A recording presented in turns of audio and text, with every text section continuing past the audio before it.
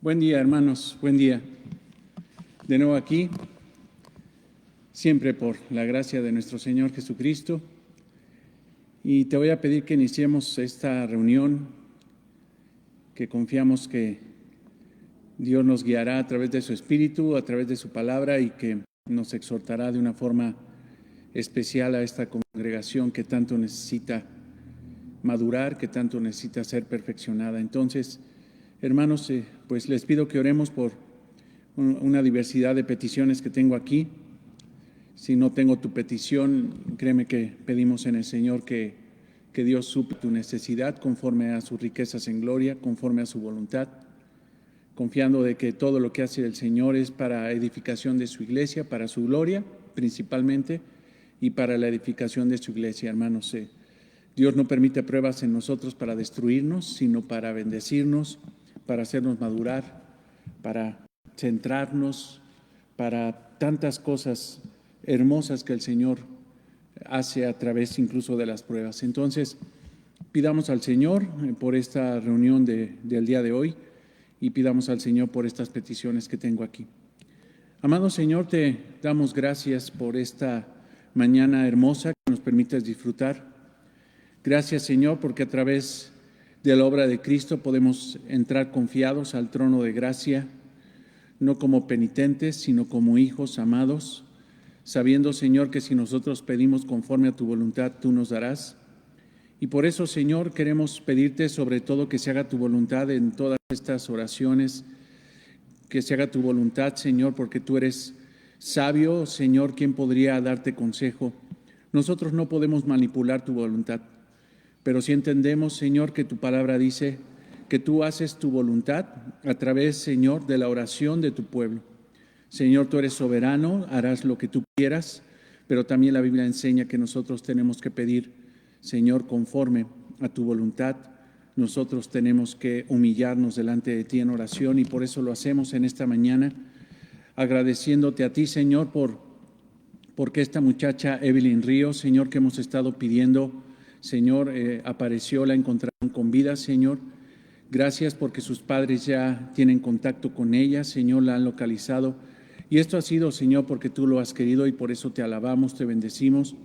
Oramos por la salvación de esta familia, Señor, principalmente para que tú, Señor, perfecciones tu obra en ellos, Señor. Oramos también por la familia Valdés García, Señor, ellos están enfermos de COVID. Señor, te pedimos paz y consuelo, Señor, para ellos en sus corazones por el fallecimiento del Señor Luis Valdés, Señor. Ellos son salvos, gracias, Señor, porque si es Luis salvo, Señor, está en tu presencia. Señor, si esta familia es salva, la familia Valdés García, Señor, esta prueba no es para destrucción, sino para edificación. Te pedimos, Señor, que sigas perfeccionando a esta familia y le des fortaleza. Lloramos con ellos, los acompañamos en su luto y oramos, Señor, para que tú, Señor, traigas consuelo a esta familia, Señor, por este sensible fallecimiento, Señor. Te pedimos por la recuperación, Señor, de Flor y de su hijo. Te damos gracias porque sigues haciendo tu obra en Flor, Señor. Oramos por la salvación de Jafet, oramos por su salud, Señor, por esta parálisis facial. Te pedimos en el nombre de Cristo que se haga tu voluntad en esta familia. Así también, Señor, pedimos por Fabi, por sus hermanos, por su mamá, Señor, por esta familia que tanto amamos, Señor, y te pedimos que tú suplas su necesidad de salud, Señor, que tú sigas perfeccionando tu obra, Señor, en ellos. Te pedimos fortaleza Señor, para el papá de Fabi, Señor, para nuestro hermano, para que sigas fortaleciendo su corazón, le ayudes, Señor, y le des fortaleza, sabiduría para poder salir adelante, Señor, con esta complicación que tiene la familia, Señor. Oramos y te damos gracias por la familia, Señor, de Fabi, Señor, por su mamá, sus hermanos y su papá, Señor. Gracias, Señor. Oramos por Moy y por Ara. Te damos gracias por la recuperación de Moy, Señor. Gracias porque él está mejor cada día, Señor. Te pedimos, Señor, que le permitas, Señor, salir ya de ese lugar para que tú, Señor, seas glorificado. Pero si tú necesitas, Señor, dejar a Moy más tiempo en ese lugar para que Moy propague el Evangelio, para que él pueda mostrar confianza en medio de la adversidad, en medio de tanta gente enferma, de tantos médicos incrédulos, Señor, que te agradecemos por darles la capacidad y el conocimiento para procurar sanidad de las personas, pero necesitan salvación estos médicos, estas mujeres, estos hombres que son enfermeros, enfermeras, Señor, por este personal oramos y te damos gracias porque ha sido un medio de gracia tuyo, Señor, pero te pedimos, Señor, que si hoy es útil para llevar el Evangelio a ellos, Señor, tú decides el tiempo que estemos hoy en ese lugar. Oramos por la fortaleza espiritual y física para Ara. Señor, ha sido complicado para ella cargar con esta situación, pero tú la has sustentado, le has dado fortaleza. Señor, sánala. Señor, perfecciona su corazón para gloria y honra tuya. Oramos por la familia de Ara, Señor, para que tú sigas extendiendo, Señor, tu mano. Gracias, Señor, porque a pesar de esta adversidad, de esta enfermedad, ellos continúan, siguen adelante, Señor, y eso es por ti. Oramos por el hermano, Señor, de Lupita Martínez, nuestra amada hermana, por Mario. Oramos por Mario Martínez, tiene COVID, Señor. Te pedimos que lo sanes, te pedimos, Señor, que extiendas tu mano preciosa, te pedimos salud espiritual principalmente para él. Oramos, Señor, para que sigas perfeccionando tu obra en esta familia. Oramos por la familia García Bueno, Señor. Están en luto, Señor.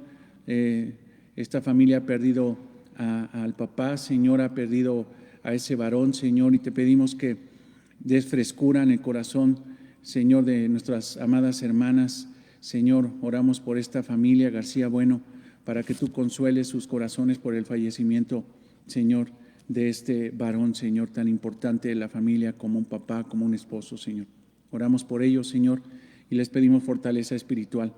Señor, oramos por Pablo Ramón. Ramón, Señor, te pedimos, Señor, salvación para él principalmente. Está enfermo de COVID, pero te pedimos, Señor, que tú lo salves, y si tú lo deseas, Señor, sanarlo también está dentro de tu voluntad, pero nosotros pedimos, nos humillamos delante de ti, Señor, para pedirte esto, Señor. Oramos por la recuperación de Sergio, de Andrea, Señor, de los muchachos. Te pedimos, Señor, que extiendas tu mano preciosa, que tú, Señor, ayudes y fortalezas, Señor, a la mamá de Andrea, Señor, que también está enferma de COVID. Te damos gracias, Señor, porque no es complicado, no ha pasado a más. Gracias por la fortaleza que les has dado.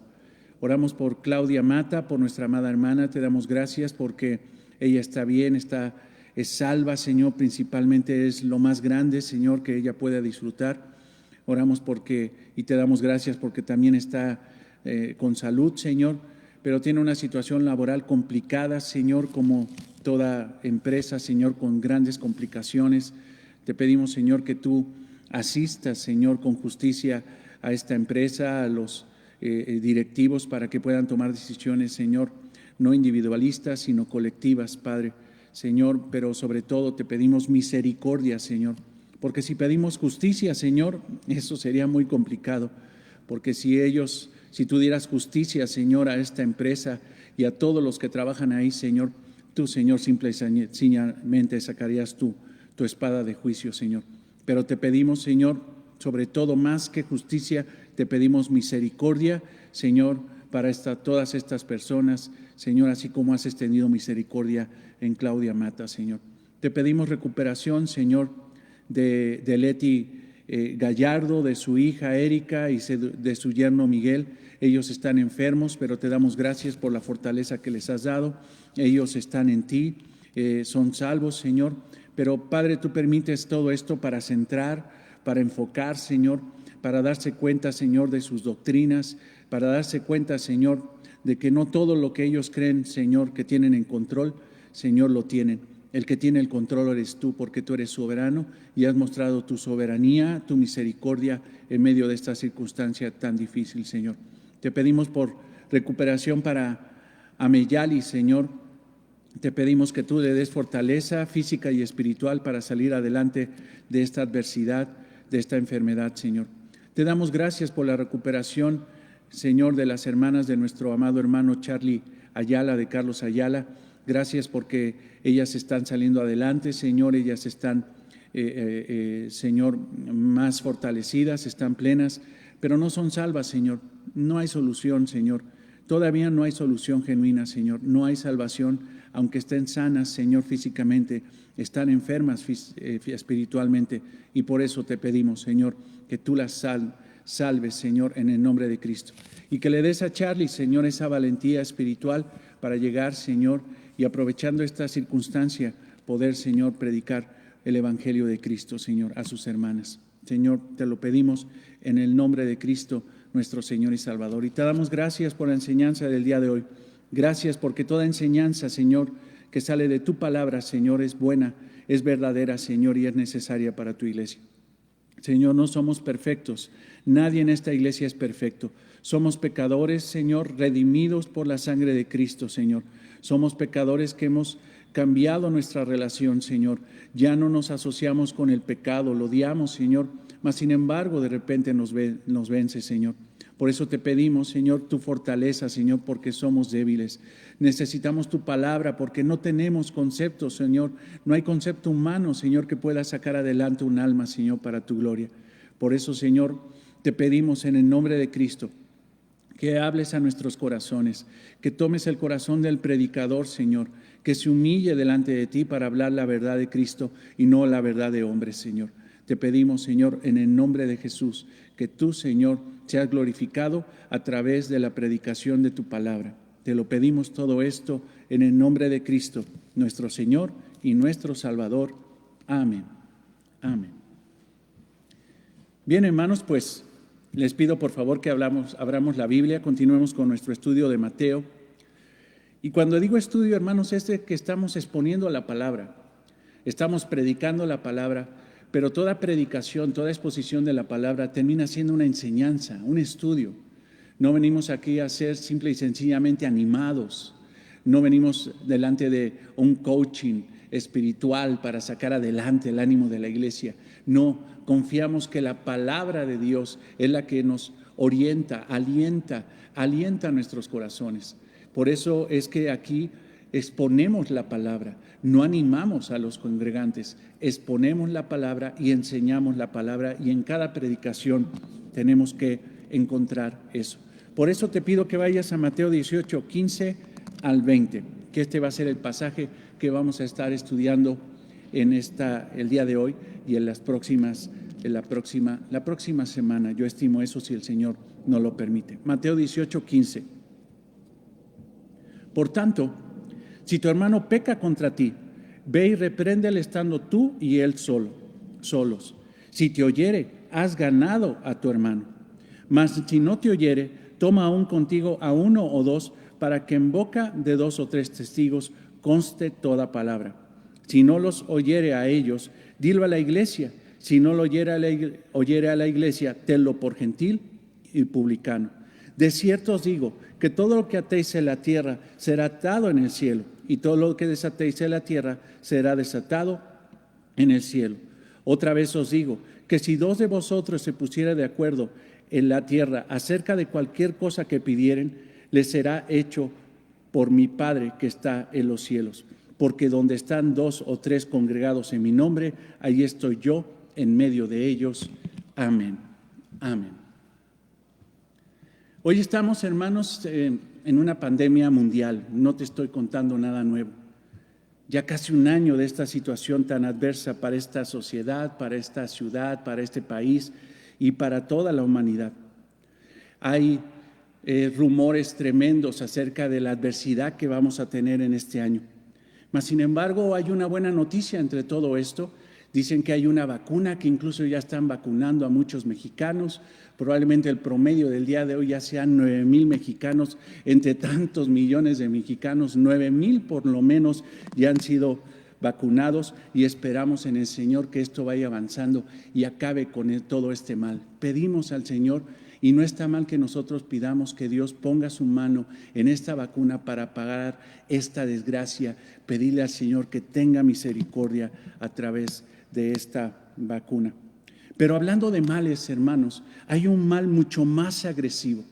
La iglesia el día de hoy no está siendo atacada por un virus, hermano, por el COVID-19, sino realmente hay un virus mucho más agresivo que no ha atacado a la iglesia hace un año, sino han sido siglos de ataque de este virus en contra de la iglesia. Nosotros tenemos que procurar estar limpios de eso. Nosotros tenemos que procurar estar vacunados de eso. Es más, yo te digo que el Señor quiere vacunar a la iglesia en contra de ese gran virus que ha impactado y ha enfermado a la iglesia hasta hoy. Hoy las iglesias, la gran mayoría de las iglesias están enfermas por esto. Tenemos que procurar estar limpios, porque esa procuración de estar limpios es también la procuración de nuestro Señor Jesucristo. Es lo que procura y es lo que hace todos los días. Efesios 5, 27, 25, escucha lo que dice el Señor. Efesios 5, 25 al 27. Maridos, amad a vuestras mujeres, así como Cristo amó a la iglesia. Escucha esto: Cristo amó a la iglesia y se entregó a sí mismo por ella. El Señor está entregado porque ama a la iglesia y procura la sanidad de la iglesia. ¿Para qué? Ve el versículo 26. Para santificarla, habiéndola purificado en el lavamiento del agua por la palabra. El Señor quiere una iglesia saludable espiritualmente, una iglesia santificada, purificada a través del lavamiento del agua por la palabra, a fin de presentarla a sí mismo una iglesia gloriosa, que no tuviese mancha ni arruga ni cosa semejante, sino que fuese santa y sin mancha. Es lo que dice la palabra de Dios. El Señor quiere una iglesia saludable. Y el término, hermano, que tenemos que ocupar, más allá de saludable, porque una iglesia no puede ser saludable si no es santa. El Señor procura la santidad de la iglesia. Entonces, ¿qué virus es el que está atacando a esta congregación y a todas las congregaciones? Porque esa es una realidad. Es un virus espiritual, es un virus que ha atacado a la iglesia. Ese virus se llama pecado. Y nosotros tenemos que procurar estar vacunados en contra de eso, porque el Señor procura la santidad de su iglesia. Nosotros no podemos aceptar el pecado porque simple y sencillamente el Señor no acepta pecado. Y lo que Dios acepta tenemos que aceptarlo. Y lo que Dios no acepta tenemos que rechazarlo. Nosotros tenemos que ser vacunados en contra de ese virus, mucho más letal, hermanos, que el coronavirus. Ese virus se llama pecado. No podemos nosotros relacionarnos con el pecado. Nosotros tenemos que vencer al pecado, tenemos que estar vivos para Cristo, pero muertos al pecado, dice Romanos 6. Debemos andar en el Espíritu y no satisfacer los deseos de la carne, dice Gálatas 5. Debemos de ser llenos del Espíritu Santo y no ser gobernados por el pecado, por el vino, por la carne, Efesios 5. Tenemos que evitar que el virus del pecado se propague en la iglesia. Ahora, ¿cómo podemos nosotros ser vacunados? ¿Cómo se llama esa vacuna para evitar que el virus del pecado se propague? Que al rato esté enfermo uno y empiece enfermo del virus del pecado y le pegue el virus a otro y le pegue el virus a otro y después todos estén contagiados, como la realidad del COVID. Nosotros tenemos que ser vacunados con una poderosa vacuna espiritual que se llama disciplina eclesiástica. La disciplina eclesiástica, hermano, es la vacuna que impedirá que el virus del pecado se propague en la iglesia, haciendo una iglesia enferma. Es más, una iglesia muerta. Una iglesia que no es vacunada por la disciplina eclesiástica termina siendo una iglesia muerta. Y si es una iglesia muerta, no es una iglesia cristiana, hermanos, porque una verdadera iglesia cristiana está viva. Vive para Cristo, vive para la gloria del Señor. Ahora, hermanos, yo les pregunto, ¿qué pensarías de un gobierno que tiene excelentes leyes, pero en el momento de ejercerlas no sanciona a los que no las cumplen? ¿Qué pensarías de un maestro de clases extraordinario de matemáticas, de español, de inglés, que da unas clases extraordinarias, pero en el momento del examen hay un montón de errores de parte de sus alumnos y no los corrige y a todos les saca 10, ignorando sus errores? ¿Qué pensarías de eso? ¿Qué pensarías de un padre de familia que se dice es extremadamente responsable, pero en el momento de que sus hijos caen en indisciplina o en una situación que no es favorable, no tiene la capacidad de confrontar a sus hijos y de disciplinarlos? ¿Qué pensarías? ¿Qué pensarías de eso? ¿Qué pensarías de una iglesia donde se predica la palabra de Dios, donde se dice que se predica la sana doctrina, pero en el momento del pecado de uno de los congregantes o del pecado de congregantes no haya la capacidad de la iglesia, ni la valentía, ni el amor para poder confrontar a esos hermanos?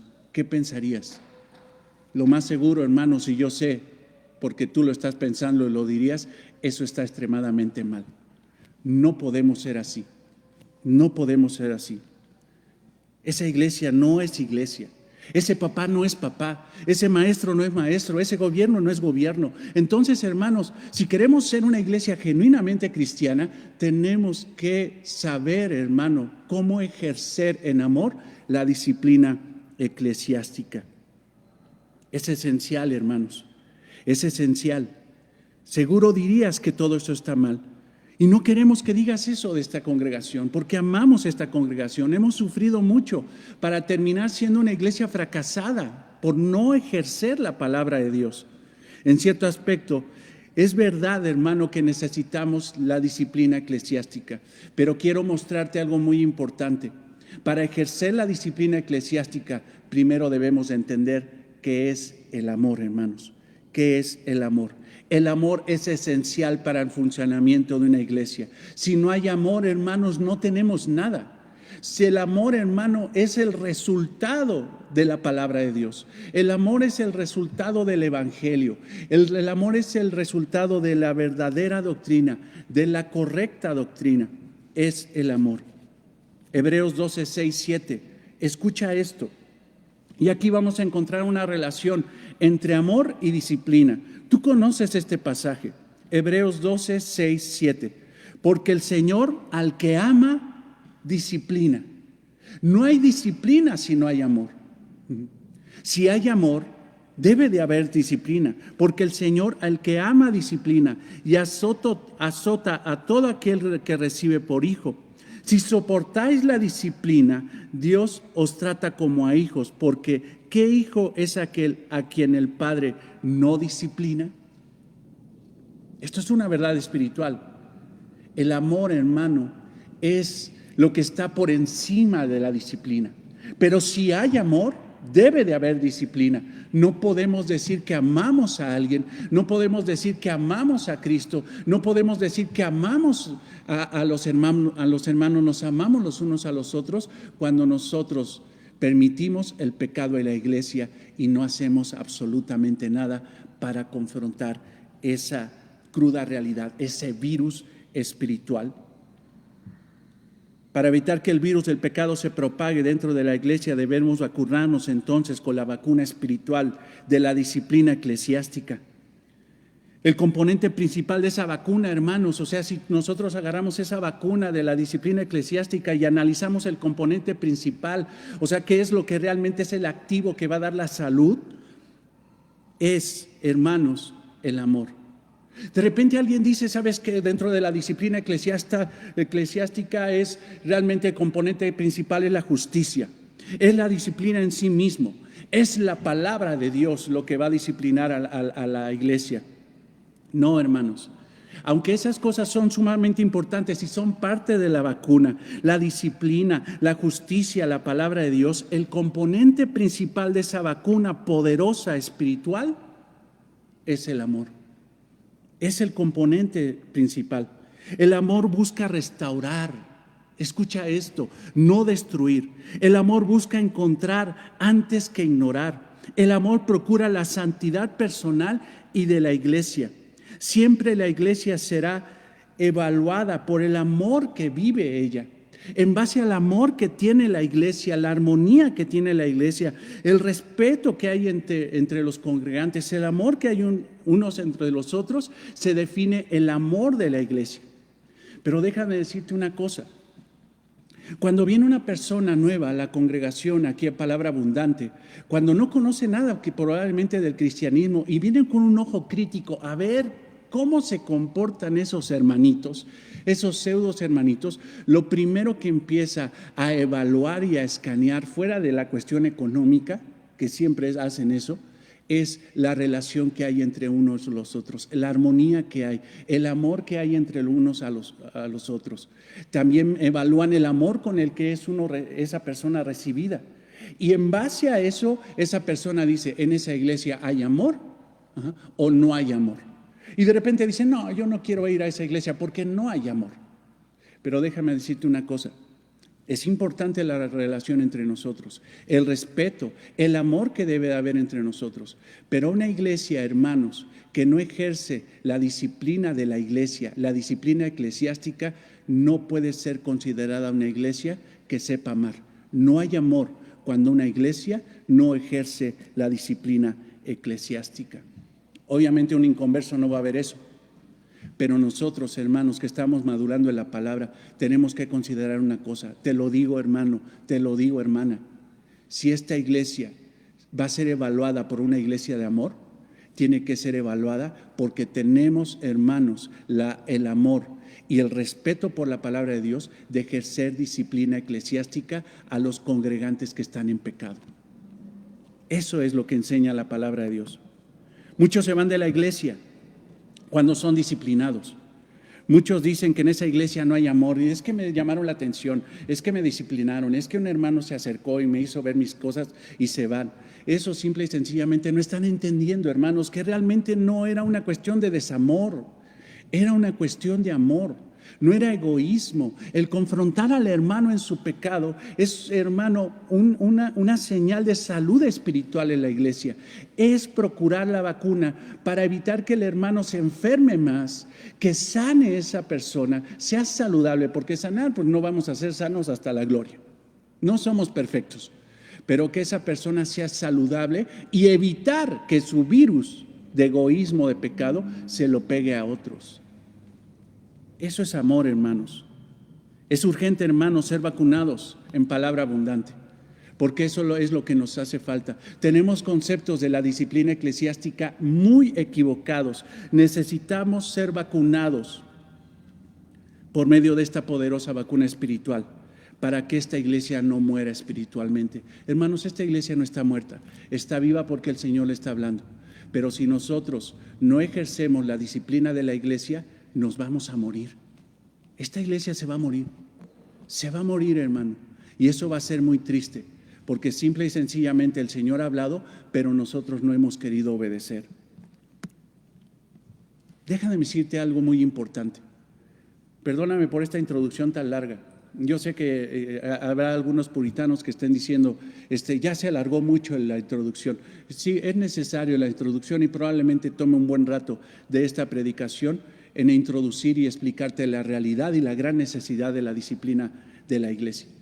Pero déjame decirte, hermano, que el fundamento, escucha esto, el fundamento de la disciplina eclesiástica, el fundamento de la disciplina de la iglesia es el evangelio, es la esencia.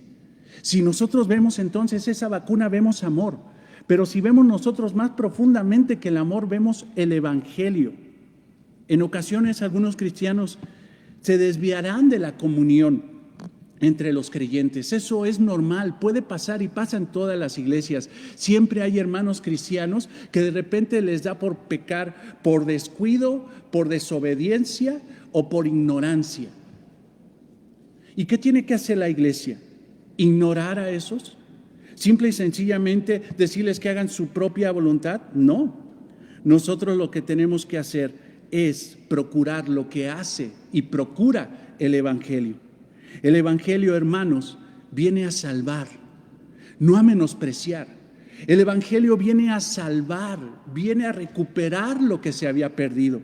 Nuestro Señor Jesucristo lo dice en Lucas 15, 3, 8. O sea, Él tiene ese gozo de recuperar lo que se había perdido. Mas, sin embargo, hermanos, muchos consideran que la disciplina eclesiástica no tiene nada que ver con el evangelio, pero eso es totalmente falso. La disciplina eclesiástica, hermano, es la expresión del evangelio, es recuperar al pecador, Es ir por él, es ir por la oveja que se había perdido, dejando con seguridad a las 99 que están ahí en el redil, pero ir por aquella que se ha extraviado, porque el Señor no vino a condenar, no vino a juzgar, no vino a menospreciar, sino vino a recuperar a la oveja que se ha desviado. Ese es el principio de la disciplina eclesiástica. Hermanos, la disciplina eclesiástica no solamente es ejecución de la ley, no es un acto jurídico, es un acto de amor. Eso es la disciplina. Sabes, hermano, no me cabe la menor duda de que el Señor en su providencia quiere la salud espiritual de esta iglesia. No estamos sanos, necesitamos la vacuna. Y hoy el Señor nos dará la primera toma, hermanos, la primera toma. Así como está ahorita la vacuna, que creo que después de 20 días les tienen que dar la segunda aplicación. Hermanos, fíjate que por la providencia del Señor concede algo maravilloso. Hoy estamos en este pasaje de Mateo 18. Y resulta que los distintivos de esta iglesia, hermanos, en cuanto terminemos la membresía de la iglesia, vamos a hablar de la disciplina eclesiástica. Entonces, en estas semanas, hermano, va a ser de bendición porque el Señor hoy nos pone la primer toma y durante estas semanas nos va a seguir aplicando la toma para que esta iglesia sea saludable y podamos vivir el amor de Dios a través de la disciplina eclesiástica. Hermanos, te lo vuelvo a decir y lo enfatizo, la disciplina eclesiástica es el reflejo del Evangelio. El Evangelio vino a salvar, no a juzgar y a condenar. Eso es una realidad. Y para entender esto, hermanos, debemos entender el contexto de este pasaje que estamos estudiando aquí en Mateo 18, 15 al 20. Si nosotros nada más leemos esta parte, hermano, no nos daremos cuenta de lo que implica realmente o lo que debe de ser la disciplina eclesiástica. Nada más diremos, ¿sabes qué? Entonces llama al hermano, confróntalo, hazle así, así, y le aplicamos los tres, si no, después lo echamos. No, lee todo el pasaje. Lee todo el pasaje. Es importante porque si no, no vamos a entender la enseñanza de nuestro Señor. Lo que vimos y estamos viendo en esta predicación expositiva y seriada es que el Señor enseñó de los tropiezos, de la lucha personal que debe de haber de un cristiano contra el pecado y de evitar hacer pecar a otros. Mateo 18, 6, 9. También el Señor enseñó del cuidado que debe de tener estos creyentes por los pequeños. O sea, si tú te dices maduro espiritual, tienes que procurar la santidad de estos pequeños recién nacidos espirituales que son los cristianos.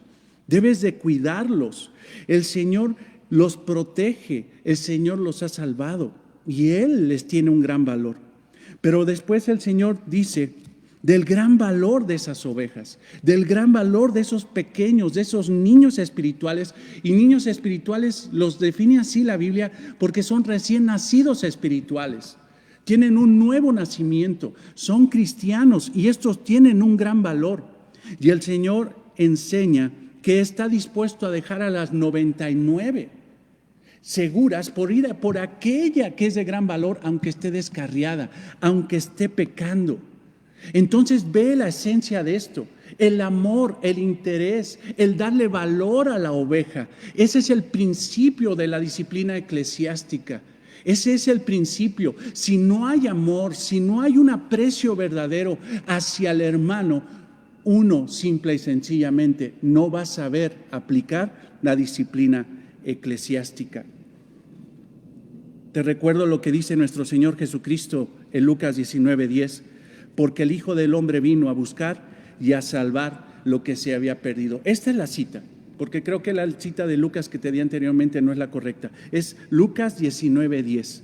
El Señor no vino a juzgar, sino a buscar y a salvar lo que se había perdido.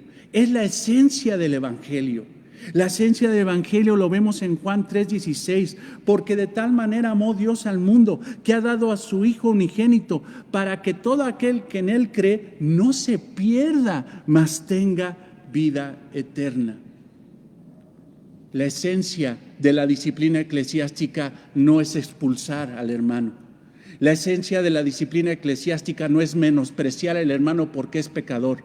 La esencia de la disciplina eclesiástica es ir por Él en amor y traerlo de nuevo al redil. Esa es la esencia del Evangelio. Es la salvación, no la condenación. Nuestro Padre Celestial, a pesar de nuestros pecados, decidió enviar a su Hijo para salvación de muchos. El Hijo vino a salvar. Los ángeles en el cielo tienen el mismo sentir, valoran a los hijos de Dios. El Señor dice que la iglesia debe de tener el mismo sentir que tiene el Padre, que tiene el Hijo y que tienen los ángeles. Amar y salvar. Muchos piensan que hablar de disciplina eclesiástica es sancionar al hermano, es llamarle la atención, es juzgar. Es comenzar un proceso de expulsión de la iglesia de esa persona, echarlo para afuera, cada día más echarlo para afuera. Piensan que es un proceso judicial, es la aplicación de la ley, es hacer valer la palabra. En parte, hermanos, es verdad, pero ese no es el componente principal de la vacuna. El componente principal de la vacuna es el Evangelio, es el amor divino más que la justicia, es el recuperar a la oveja perdida, es salvar al pecador para hacer que él regrese al camino. Pero la única forma que un pecador puede ser recuperado y hacerlo regresar al camino de verdad, de su pecado a la verdad, la única forma es con amor. Y el Señor lo sabía. El Señor lo sabía. La realidad, hermanos, que una sociedad sin disciplina es una sociedad donde la rebeldía reina, la anarquía, reina la anarquía. Una iglesia sin disciplina eclesiástica no es iglesia, no reina Dios. Una iglesia sin disciplina eclesiástica, hermanos, no es iglesia. Si hablamos de fundamentos de la iglesia, hermanos, para definir si realmente Palabra Abundante es una iglesia cristiana o no, podemos encontrar 4 fundamentos. Yo sé que hay libros que hablan de 7, de 11, pero quiero hablarte de 4 principales fundamentos de la iglesia cristiana. ¿Cómo te puedes dar cuenta que realmente en Palabra Abundante es realmente una iglesia cristiana? La primera, se predica sana doctrina. Se predica sana doctrina. La segunda, se guardan las ordenanzas. Hacemos Santa Cena y bautismos. La tercera, el amor. Porque si no hay amor, hermanos, ¿cómo podrían identificarnos en este mundo que realmente que genuinamente somos discípulos de Cristo? Y la cuarta, disciplina eclesiástica. Hermanos, si hay sana doctrina, si guardamos las ordenanzas, si decimos que hay amor, pero no hay disciplina eclesiástica, hermanos, la mesa está mocha y se va a caer. Necesitamos la disciplina eclesiástica, que es la consecuencia del amor. Si nosotros fuimos salvados por el Evangelio, nosotros tenemos que salvar a los pecadores por el mismo acto del Evangelio, que es el amor. ¿Cuál es el propósito entonces de la disciplina? El propósito de la disciplina de la iglesia es la restauración espiritual de los miembros que pecan, así como el fortalecimiento de la iglesia para la gloria de nuestro Señor. Cuando un creyente que está viviendo en pecado es reprendido y se arrepiente, es perdonado y recuperado de nuevo a la comunión con la iglesia y con Cristo. Muchos hermanos se equivocan en relación a la disciplina de la iglesia. Y cuando digo muchos, somos nosotros, hermanos. Porque no entendimos lo que es la disciplina eclesiástica. La enseñanza fue muy mala acerca de la disciplina eclesiástica. Muchos se equivocan en relación a la disciplina de la iglesia. La ejercen para correr a la gente, para humillarla, para señalar su pecado públicamente, para hacerle ver que son mejores que el pecador, porque muchos en una situación supuestamente de piedad van y confrontan, pero no para recuperar, sino para exaltarse, la autojustificación. Y no debe de ser así. Pablo habla de la actitud de los que se dicen espirituales, de la actitud de los que dicen, mira, yo estoy por la gracia del Señor sano espiritualmente, pero mi hermano está mal, pero debe de haber una actitud correcta. Ve lo que dice Gálatas 6:1. Gálatas 6:1. Hermanos, cristianos, Si alguno fuere sorprendido en alguna falta, esto es pecar, vosotros que sois espirituales, o sea, vosotros que de alguna forma están diciendo, yo no tengo esa paja porque no tengo viga en el ojo, de alguna forma puedo ayudar a mi hermano, restaurarle con espíritu de mansedumbre, considerándote a ti mismo, no sea que tú también seas tentado. Eso es amor, eso es humildad. Cuando hay amor hay humildad. Cuando uno ama al hermano, ama a Dios, ama al Evangelio y ve al hermano pecar, no lo deja solo, no lo ignora, déjalo, total es su vida. No, yo voy a recuperar con humildad porque entiendo que debo tener un espíritu de mansedumbre, porque yo puedo ser tentado en lo mismo. Yo no soy perfecto y tengo que tratar a mi hermano con amor, considerando que yo puedo estar en ese error y que también necesito a alguien que piadosamente, humildemente me exhorte en el Señor para regresarme al camino. Probablemente no me di cuenta que estaba pecando. Era ignorancia, pero aún la ignorancia delante de Dios, lo enseña la palabra de Dios en el Antiguo Testamento, es pecado. No podemos ignorar la palabra de Dios ni la voluntad del Señor. El amor produce humildad entonces, y una iglesia que experimenta el amor de Dios debe de ser humilde para disciplinar con paciencia y amor a las ovejas que pecan dentro de la iglesia. Por lo tanto, el objetivo de la disciplina de la iglesia no es echar a la gente o alimentar la autojusticia de los que disciplinan. ¿Sabes qué? Te estoy llamando la atención porque yo sí conozco la palabra, porque yo terminé un seminario, porque yo no. El sentido de la disciplina eclesiástica es recuperar. Pero desafortunadamente luego es en contrasentidos horribles. Cuando no se entiende la disciplina de la iglesia, empiezan a decir, ¿sabes qué? Empiezan a etiquetar un montón de actos antibíblicos diciendo que es disciplina eclesiástica. Y entre ellos yo enumeré algunos. Algunos dicen, yo me voy de esta iglesia porque no puedo estar en una iglesia así. Y eso supuestamente es su actitud para corregir. Ni corrigen nada. Muchos se van de la iglesia y no tienen el amor para ir por aquella que ha pecado. Es que esta iglesia tiene pecado. Entonces, ¿por qué no fuiste y lo confrontaste al hermano? ¿Por qué no tuviste el amor? ¿Por qué menospreciaste a una oveja del Señor si para Él es valiosa aunque esté pecando? Pero muchos se van de la iglesia. Otros corren a la primera a las personas y nada más les hablan por teléfono, les dicen, ¿sabes qué? Tienes que congregarte en otro lugar, ya no te puedes congregar en esta iglesia. ¿Por qué? No te lo podemos decir. Porque nada más eso es una instrucción de la corte marcial pastoral. Corren a las personas, dejan a la iglesia, humillan a las personas en público, chismes, mandan una carta al pastor. Ven al hermano pecar por allá y me mandan una carta. Ya estoy quejando. Me mandan una carta a mí cuando tenía que haber este hermano ido con el hermano y decírselo directamente a él.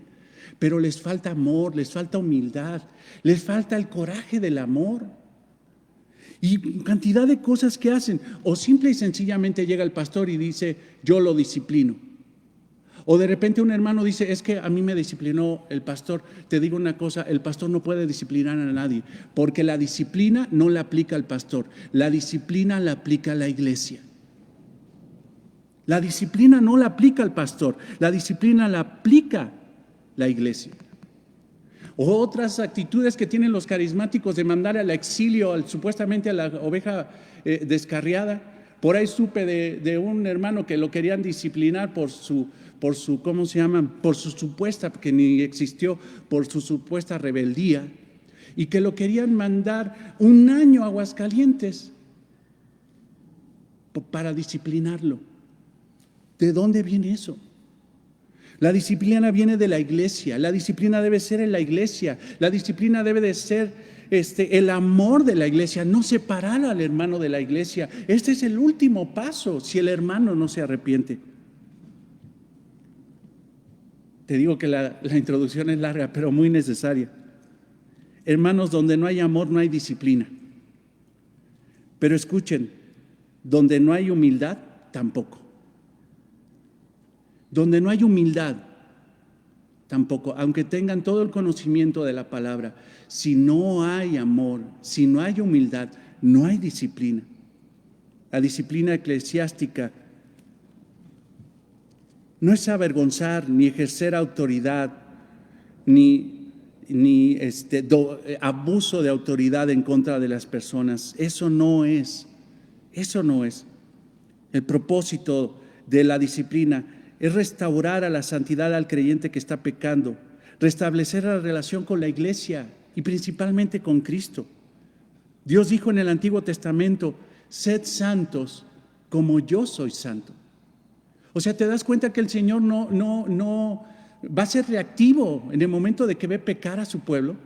El Señor nunca se va a quedar cruzado de brazos cuando ve a su pueblo pecar. Si es su pueblo, si es su iglesia, lo va a reprender, lo va a disciplinar. ¿Por qué? Porque el Señor procura la santidad de su iglesia. Escucha: sed santos como yo soy santo. Levítico 11:44. Y hermano, para remachar esto, Dios lo vuelve a decir a través de Pedro, en 1 de Pedro 1:16.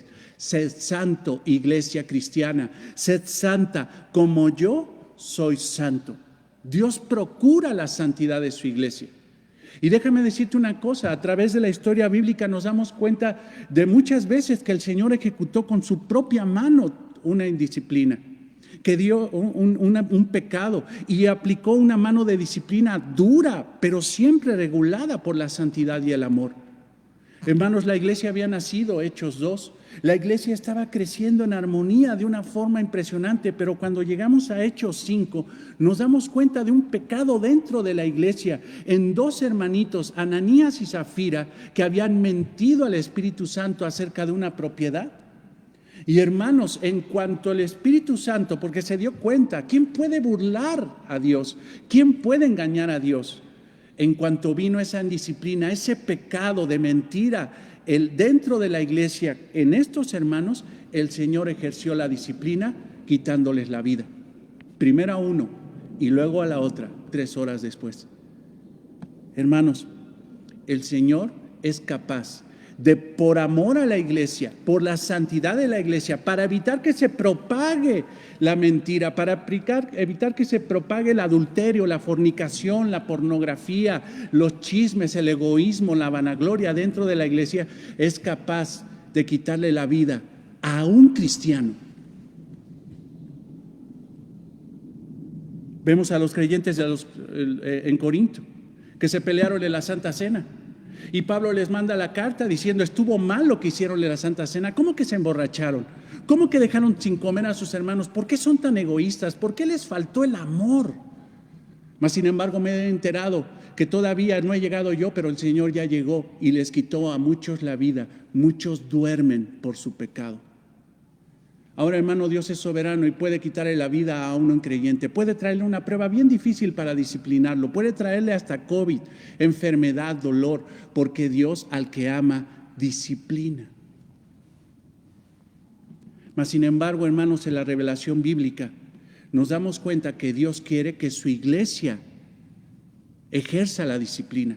No solamente Él lo puede hacer y nadie pone obstáculo a su mano, pero Dios quiere, porque nos lo muestra en este pasaje que vamos a estudiar el día de hoy, que Dios quiere que su iglesia ejerza la disciplina eclesiástica. Es mejor, hermanos, ser reprendido 1, 2, 3 veces e incluso ser expulsado de la iglesia, para que sientas qué feo es vivir sin la armonía del cuerpo de Cristo, sin la armonía de tus hermanos en Cristo, a que caigas muerto por tu pecado.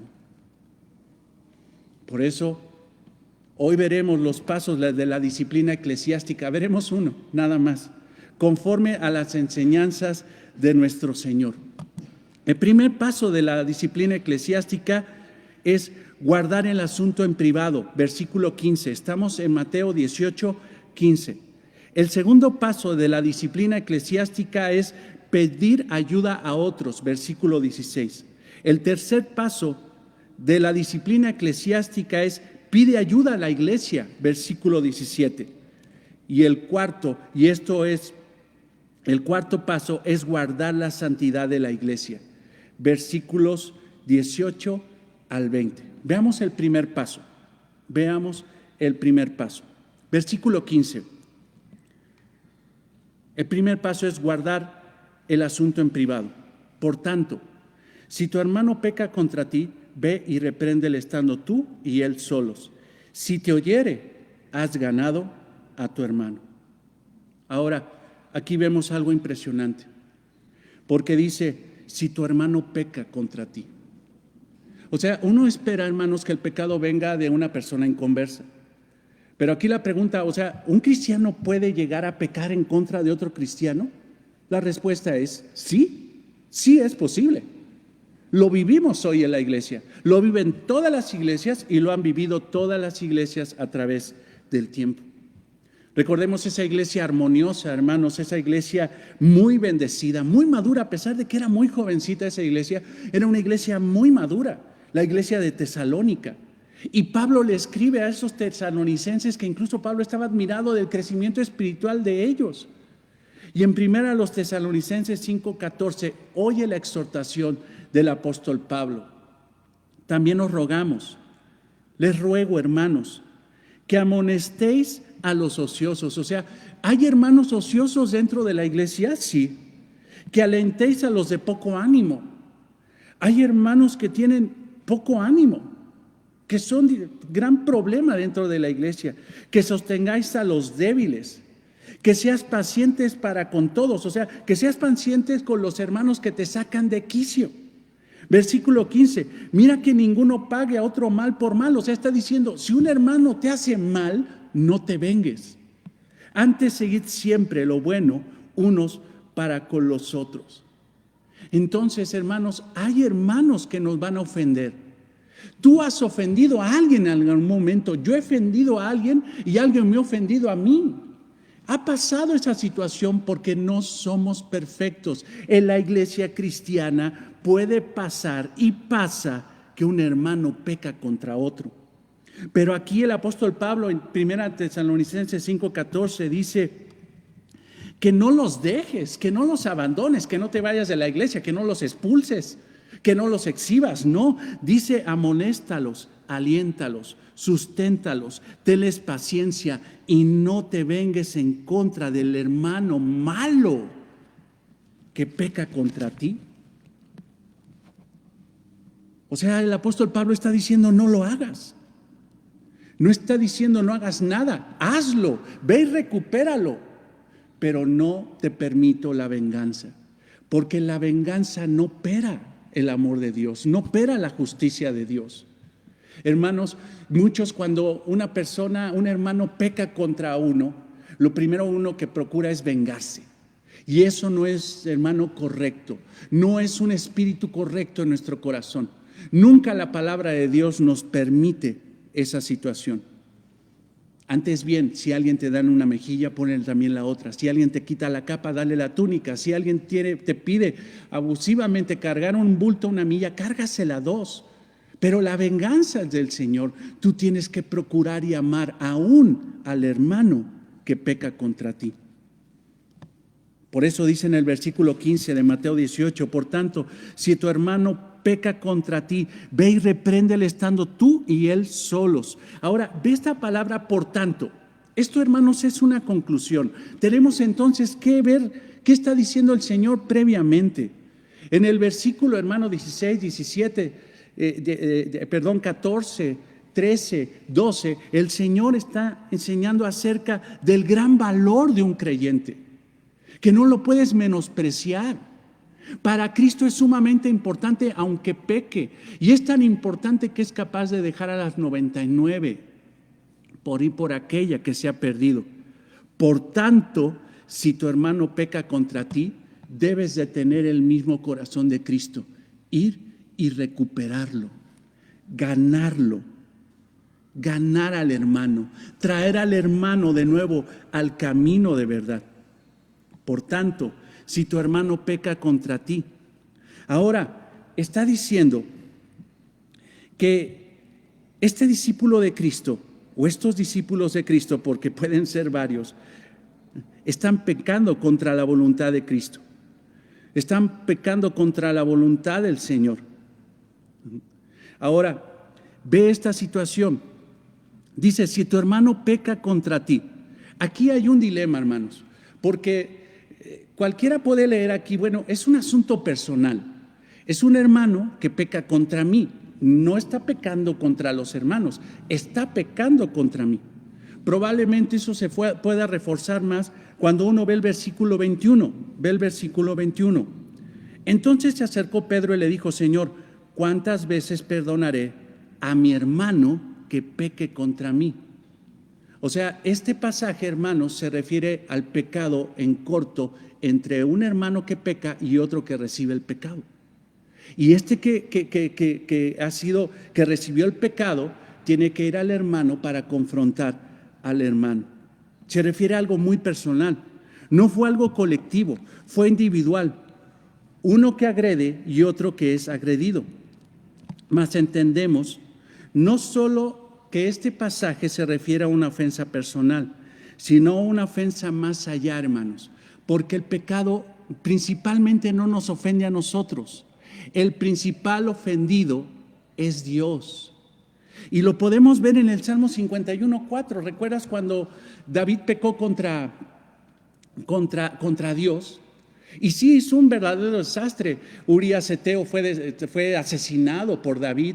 Él cometió adulterio con la esposa de Urías. El pueblo fue ofendido, la familia fue ofendida. O sea, David se echó los platos, se echó la vajilla completa.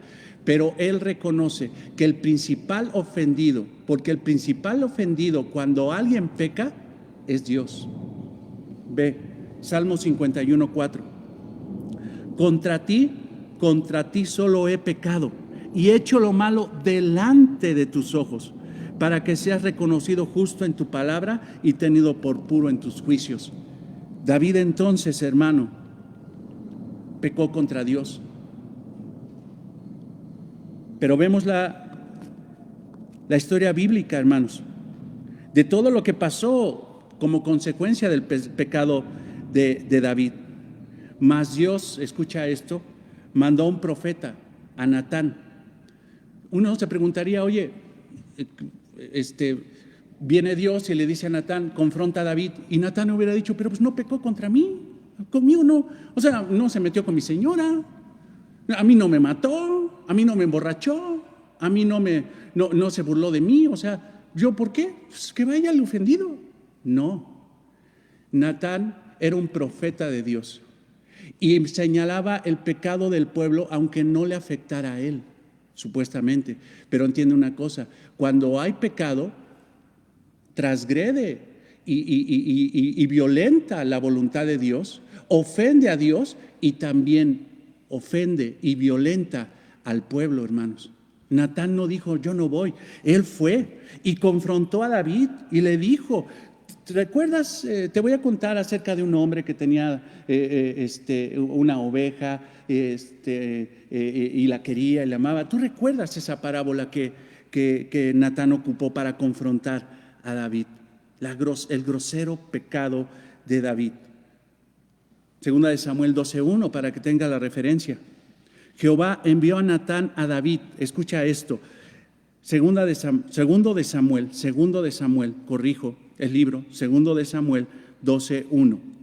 Jehová envió a Natán a David, y viniendo a él, no agarró, hermanos, y se subió a las azoteas a proclamar, David ha pecado. No, fue directamente con él en secreto, en privado, y le dijo, había dos hombres en una ciudad, uno rico y el otro pobre. Y ahí confronta a David al grado de que David dice, después de Natán le dice, ese pecador, ese injusto que quieres matar, ese eres tú, mátate. Pero lo hizo en secreto, lo hizo en privado, aunque el pecado no hubiera atentado contra Natán directamente. Esta expresión entonces, hermanos, que encontramos en el versículo 15 de Mateo 18, esta expresión que dice, si tu hermano peca contra ti, amartano en el griego. Esto se refiere, hermanos, a amartía. Es la palabra en griego de pecado. Pecado es amartía. ¿Y qué es amartía? Errar en el blanco, no dar en el blanco, pecar, fracasar.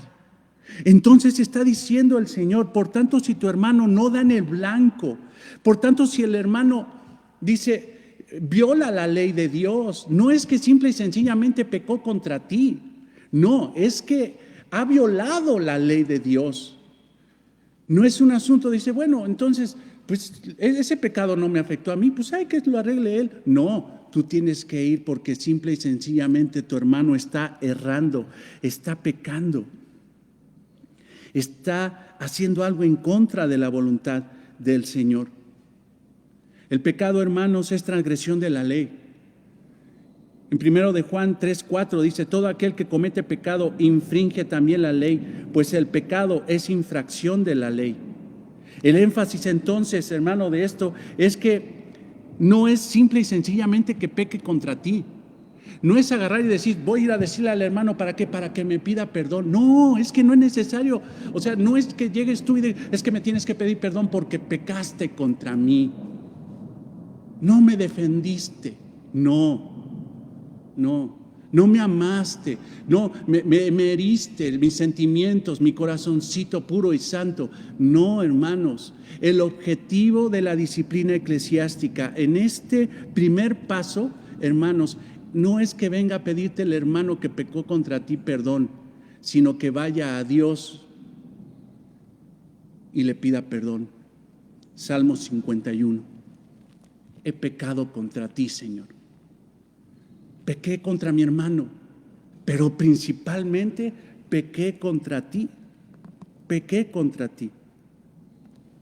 El énfasis entonces es que el que pecó, no pecó contra ti. Ve el texto, ve, versículo 15. Por tanto, si tu hermano peca contra ti, o sea, esto es algo tremendo. Está pecando, pero más allá de darte a ti el guamazo espiritual, el problema lo tiene con Dios. Pero quiero hacerte ver algo mucho más fino en la estructura de las palabras en griego. Ve el versículo 15. Por tanto, si tu hermano peca contra, esto es una proposición en el griego. Fíjate, esta estructura, esta palabra es is, puede interpretarse entre. Y luego fíjate después, dice ti, sip. Esta palabra en el griego es sip, esta es ustedes. Entonces, hermanos, podíamos entenderlo de esta forma.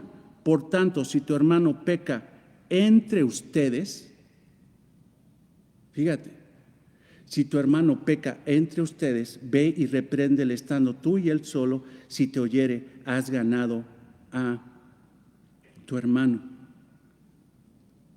Si nosotros nos vamos más finos, hermanos, nos daremos cuenta que esto, más allá de una ofensa personal, es una situación de pecado dentro de la iglesia. Si tú ves al hermano pecar, aunque no haya pecado contra ti, si ves al hermano pecar entre nosotros, tú tienes que ir y reprenderle en secreto. En secreto. Esta reprensión debe de ser directa y secreta. Debe ser en privado, no debe de ser pública. No es una situación donde dices, ay, vi al hermano pecar, y en lugar de ir a decirle a él, voy y se lo digo a todas las hermanitas de acá, y le digo acá, y me junto después. Oye, quiero verte, vamos a hacer un grupo de WhatsApp para hablar del hermano, del pecado del hermano. No, eso no enseña la palabra de Dios.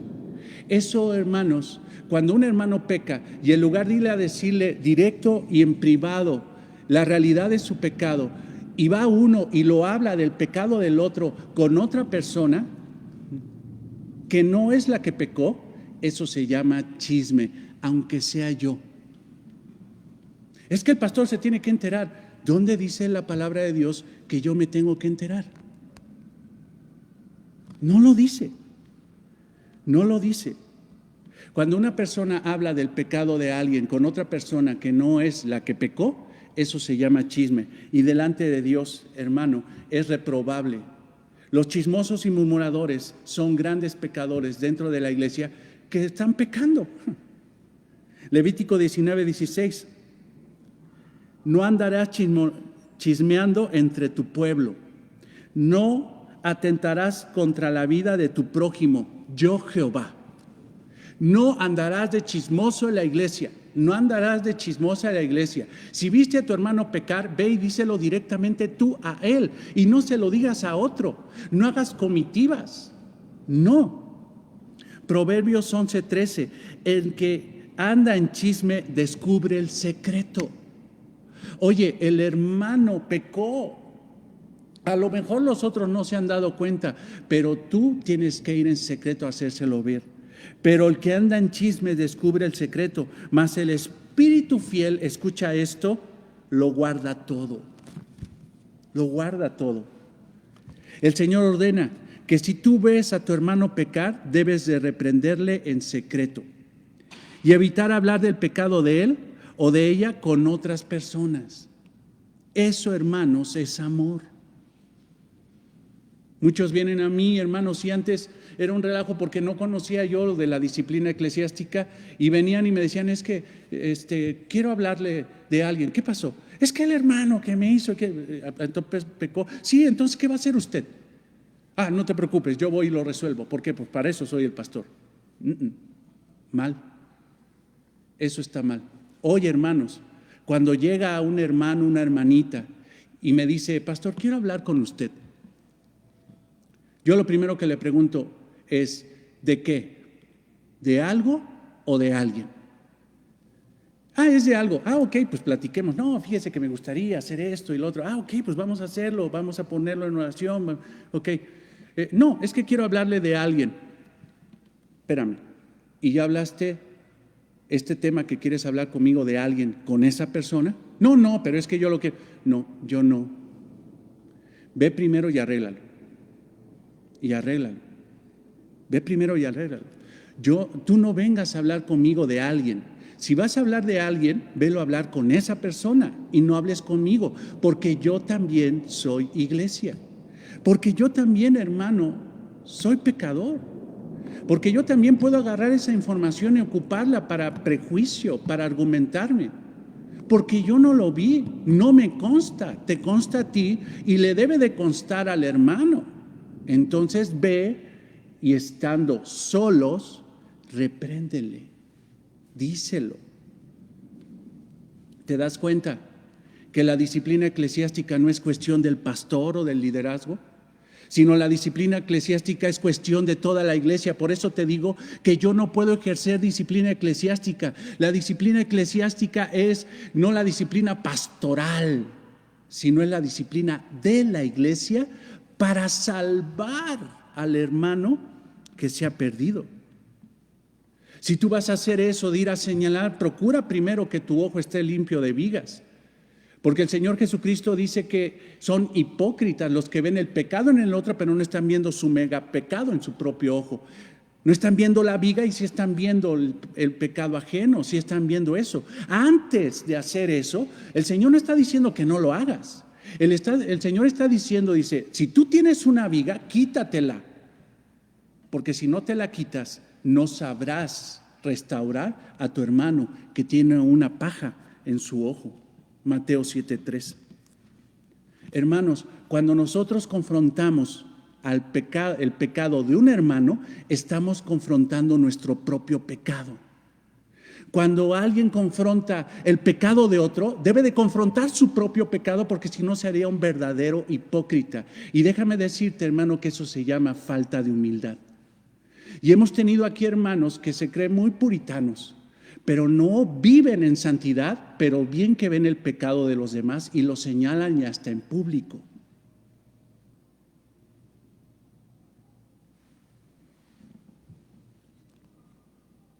Pero ve la realidad de lo que dice nuestro Señor. Si ves a tu hermano pecar, tú repréndele en secreto. La responsabilidad de la disciplina de la iglesia no es solamente del liderazgo de los pastores, es de toda la iglesia, es de toda la iglesia. No es, hermano, humillar al hermano, es rescatarlo, es amarlo, es hacer con los demás lo que quieren que hagas lo que quieres que hagan contigo. Ese es el principio, hermanos. Por tanto, si tu hermano peca contra ti, ve. Ahora, esa expresión, ve, hermano, Si vemos nosotros en el griego, es una continuidad. ¿Qué quiere decir esto? Probablemente no será solamente, no podrá ser una sola exhortación la que haga que el hermano regrese al camino. Podría ser varias, 1, 2, 3, ¿cuántas? Hasta que el Espíritu Santo te diga, no, este hermano no cambia. Este hermano ya tiene duro el corazón. Ya le dije una vez su pecado, ya lo confronté, ya esto, lo reconoció, pero no lo cambia. Entonces yo tendría que pasar al segundo paso de la disciplina eclesiástica, pedir a hermanos maduros, a 2 o 3 que me ayuden a confrontar al hermano. Ve, ¿cuántas veces? Es que a veces dicen, no, yo ya le dije, sí, pero espérate a que cambie. O sea, que tú cambiaste a la primera. O sea, wow, o sea, tú eres de los que así lo cambias a la primera. No, no hay quien cambie a la primera. Debe de haber un proceso de amor, y el amor tiene paciencia, amor, gozo, paz. Sabes el fruto del Espíritu. Pero dice, ve y repréndele. Repréndele. La palabra en griego es elenjo. Esto quiere decir exponer. Escucha esto. Esto es maravilloso. Ve cómo da luz cuando te metes a las palabras o las palabras en griego. Reprender es elenjo. ¿Qué quiere decir esto en el griego? Exponer, reprobar, corregir. Exponer, reprobar y corregir. Esto, hermanos, es maravilloso. Esto es la esencia de la reprensión amorosa bíblica.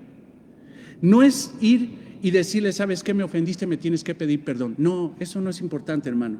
Yo nada más quiero exponer tu pecado, reprobarlo, señalarte por qué está mal y decirte cómo se corrige. Ahora, ¿qué es lo único que puede hacer eso? Tus consejos, tus criterios. Dime qué es lo único que puede exponer el pecado, reprobar el pecado y corregir el pecado. La palabra de Dios. Segunda de Timoteo 3:16.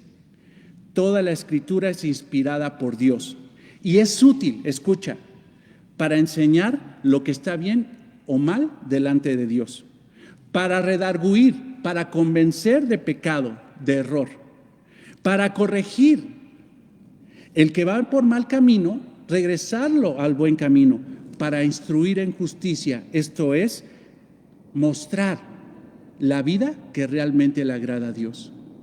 Hermanos, la reprensión, el reprender no es con criterios humanos, debe de ser con la Biblia abierta.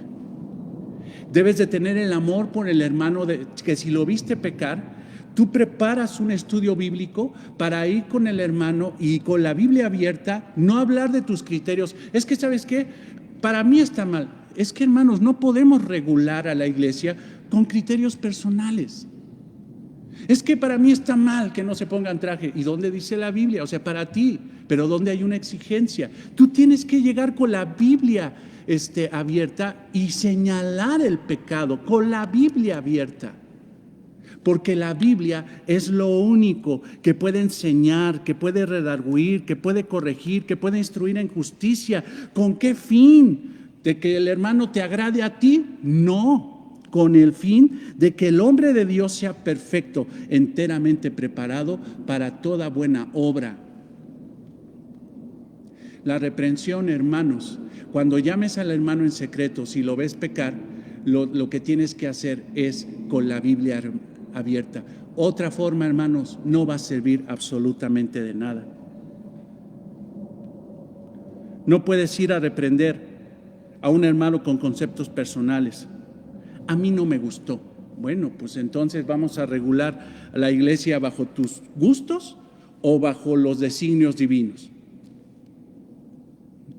Ahora, tengan cuidado, porque de repente hay hermanos que se creen muy sabios de la palabra de Dios y dicen, si no vienen con la Biblia abierta y no me señalan el pecado, entonces que no vengan a molestarme.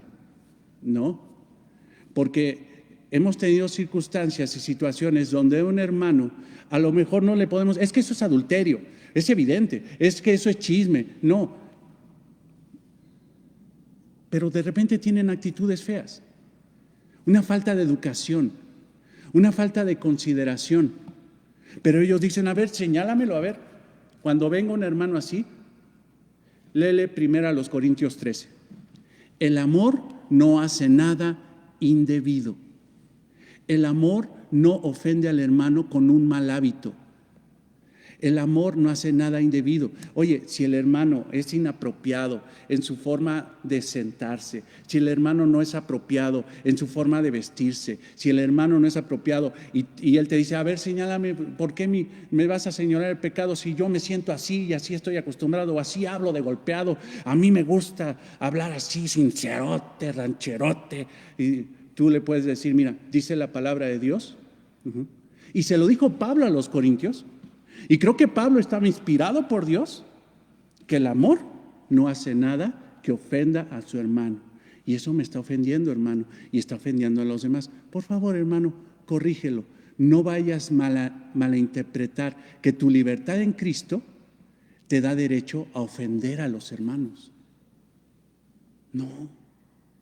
Cuando una persona, hermanos, se dice muy conocedor de la palabra, pero a través de sus actitudes groseras ofende a la iglesia, no se puede defender con la palabra diciendo, a ver, señálame mi pecado. No. El amor, hermanos, edifica, el conocimiento destruye. El conocimiento es grande, pero sin amor no edifica. Tengamos cuidado con todo eso. Tengamos cuidado. No llegues simple y sencillamente con el hermano, es que no me gusta. ¿Y dónde dice la Biblia? No, pues es que no me gusta a mí. O sea, tú tienes que ser bíblico. Y tienes que llegar, mira, no es que no me guste a mí o me ofenda a mí. No, hermano, eso no es lo importante. Lo más importante, amado hermano, es que ofende a Dios. Y yo no quiero que lo ofendas. Probablemente no te diste cuenta y vengo aquí a ayudarte. Y a lo mejor el hermano, si te escucha, dice, hermano, gracias por hacérmelo ver. Gracias porque viste que iba yo caminando hacia el barranco y te metiste en medio. Viste que yo estaba enfermo y me vacunaste. Gracias, amado hermano. Gracias. Si es un verdadero creyente, créeme que va a ser algo maravilloso. ¿Qué crees que va a pasar con esa relación? Se va a hacer más fuerte.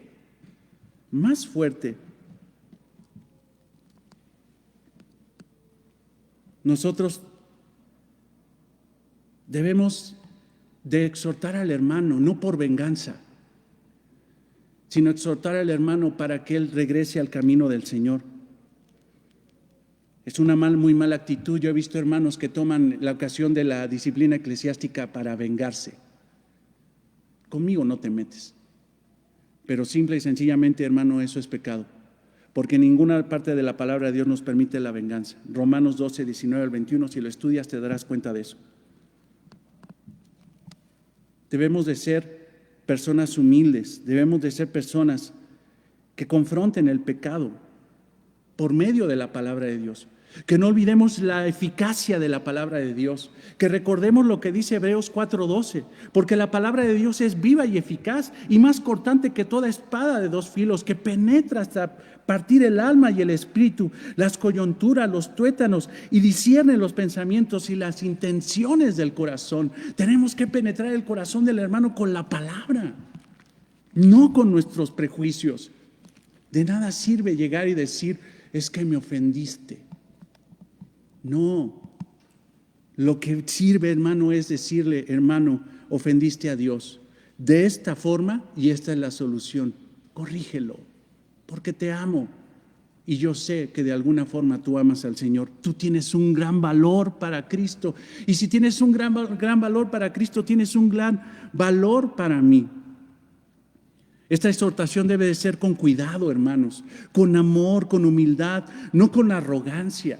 El hipócrita ve el pecado del otro, pero no ve su propio pecado. Es un ciego espiritual queriendo ayudar a otro que se está desviando. O sea, ¿cómo va a estar el asunto? Ese arrogante va a lastimar a la persona.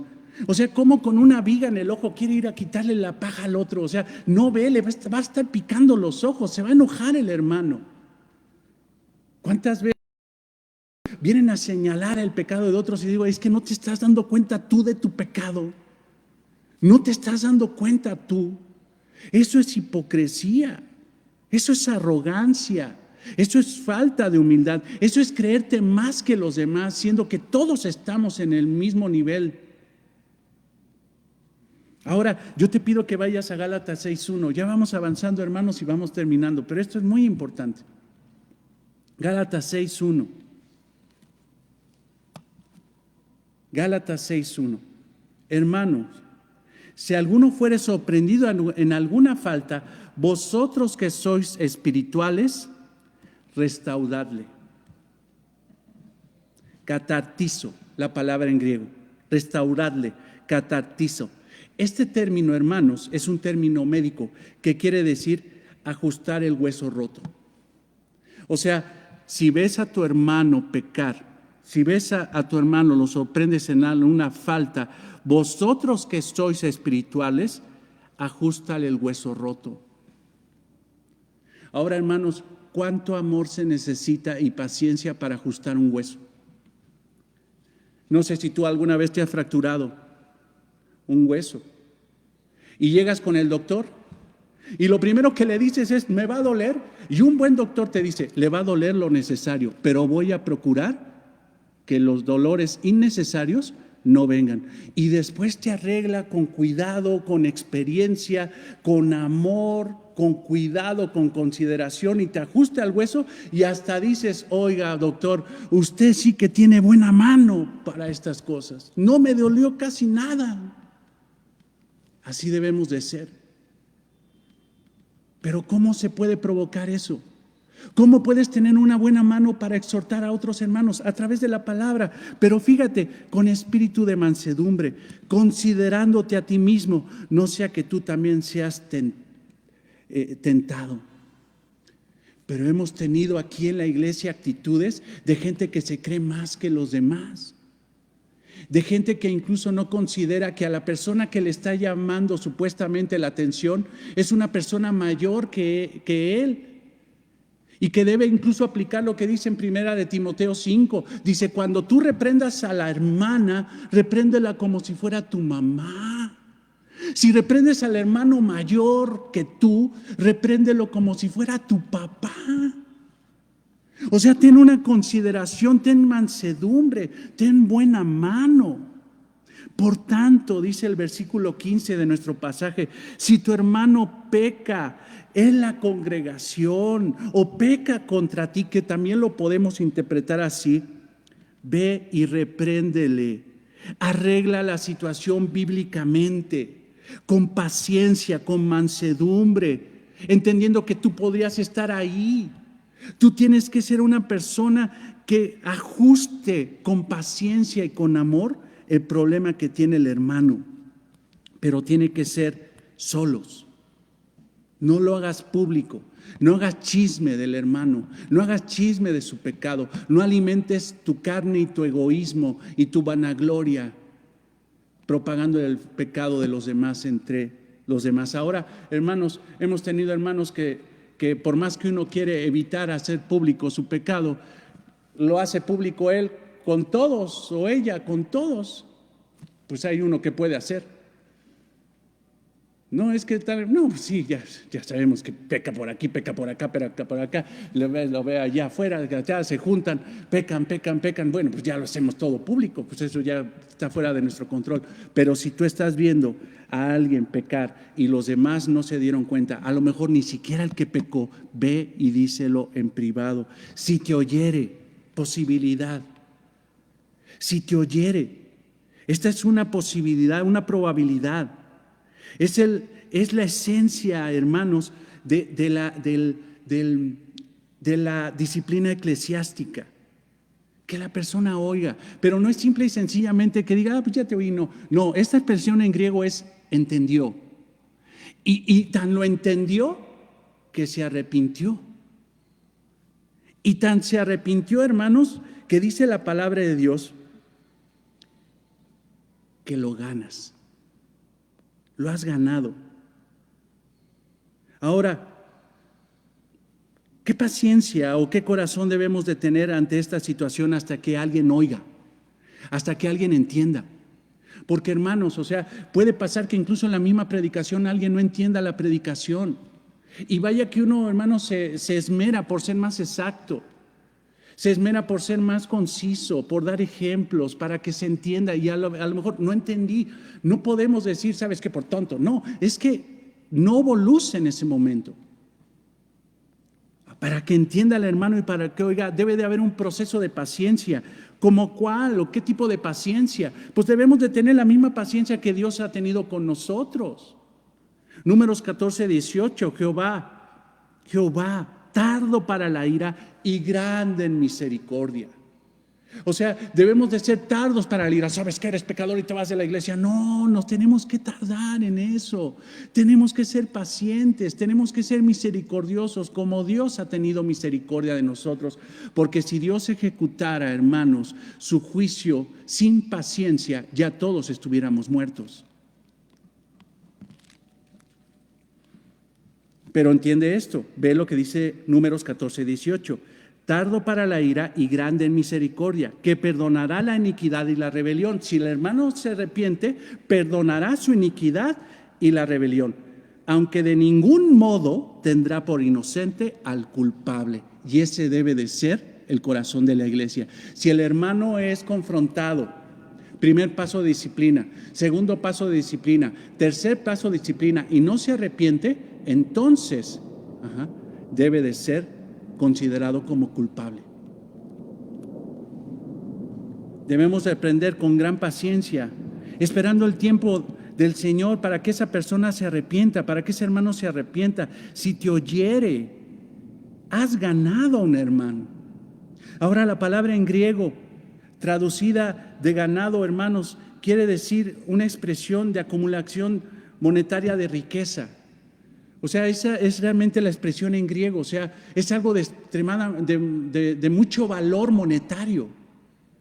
Está diciendo, estás ganando, o sea, has ganado algo de gran valor.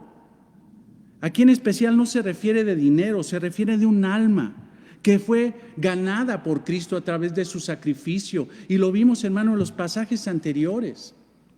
¿Cuánto vale el alma de un creyente? Por eso dice el Señor, no menosprecies a uno de estos pequeños. Si tú no lo confrontas en su pecado, tú lo estás menospreciando.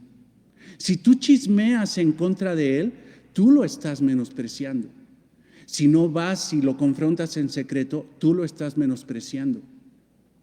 Pero si tú haces este proceso de disciplina eclesiástica y el hermano te oyere, entonces has ganado a alguien de gran valor para Cristo. Mateo 18, 10, 14. Alguien que es de gran valor para el Padre, para Cristo y para los ángeles. Es un pequeño de Dios. Es un pequeño que Dios ama. Cuando un hijo de Dios se extravía, se pierde un gran tesoro. Un tesoro valioso. Cuando un hermano está pecando, se está perdiendo un gran tesoro en la iglesia. Está perdiendo un gran tesoro el cielo. Y por eso el Señor está dispuesto a recuperarlo, porque la esencia, hermanos, de la disciplina eclesiástica es recuperar, no desechar ni menospreciar.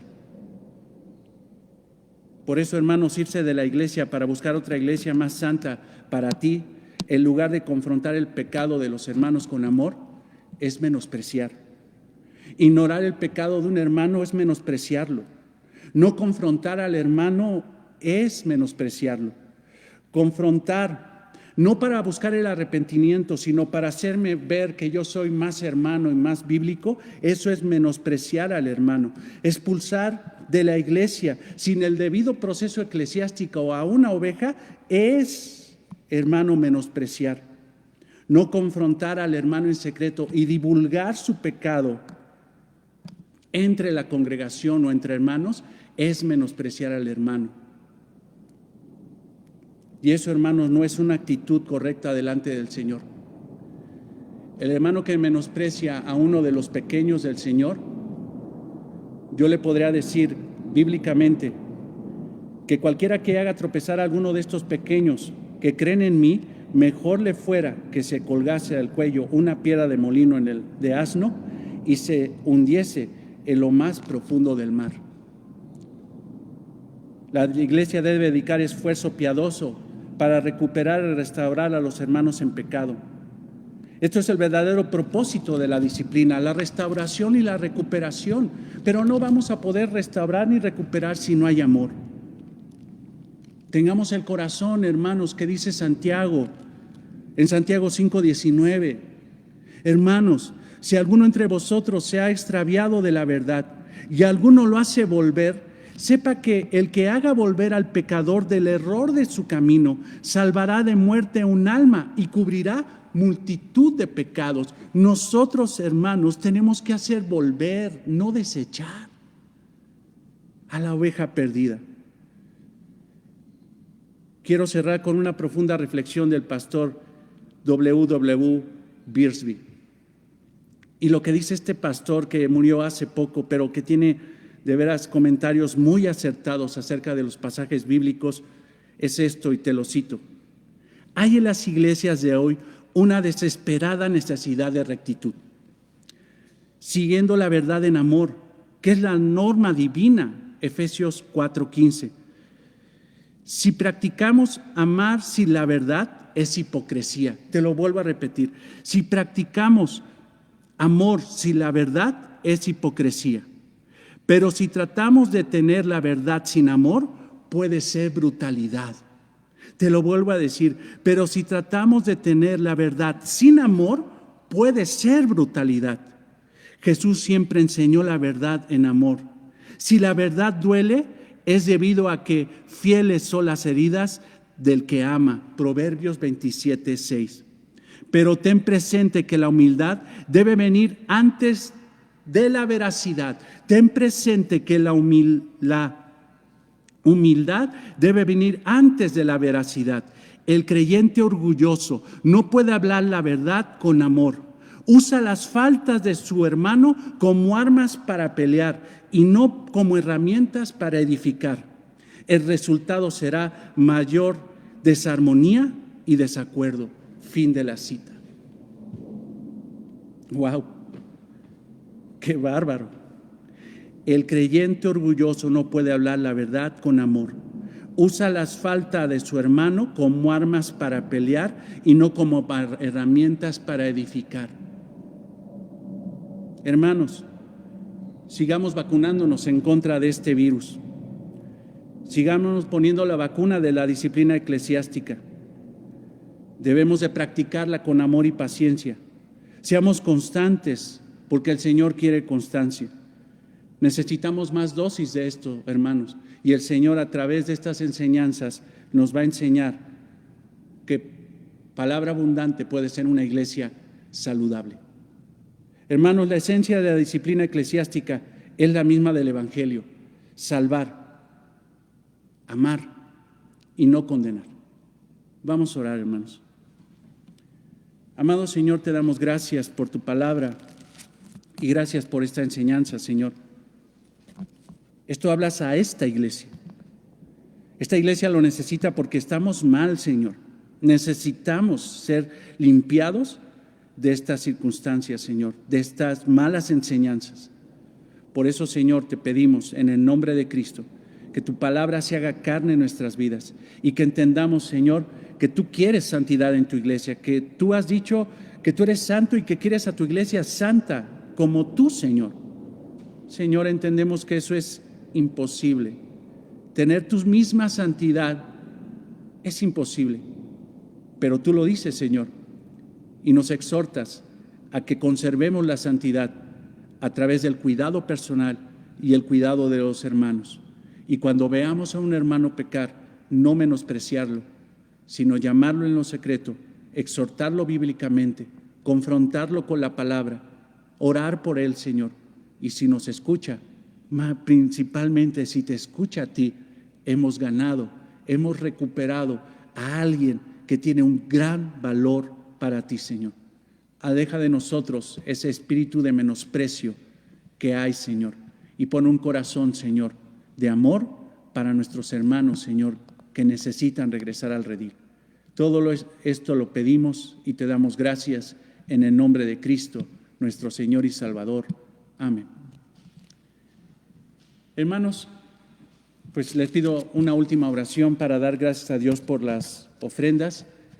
Te digo que por la gracia del Señor, y no me cabe duda que Dios es el que sustenta esta iglesia, una vez más, a través de toda esta pandemia, hemos podido cubrir las responsabilidades de esta congregación económica. Hemos pagado de nuevo la renta y los servicios, entonces demos gracias a Dios por eso. Pero oremos para que Dios ponga amor, fidelidad y podamos ofrendar.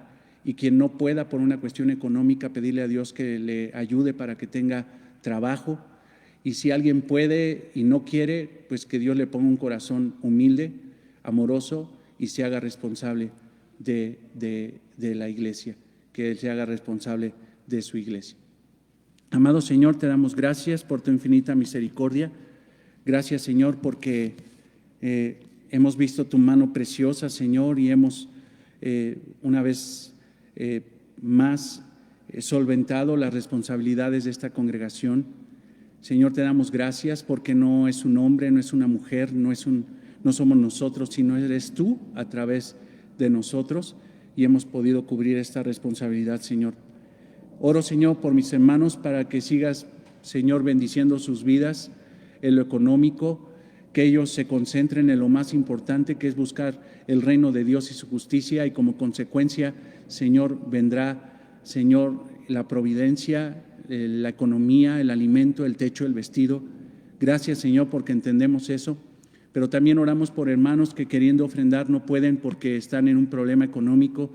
Te pedimos, Señor, que en lugar de que ellos den, nosotros les demos, Señor. Señor, si hay alguien en necesidad, que hable, Señor, para que nosotros podamos ayudarle en la manera de lo posible, esforzándonos.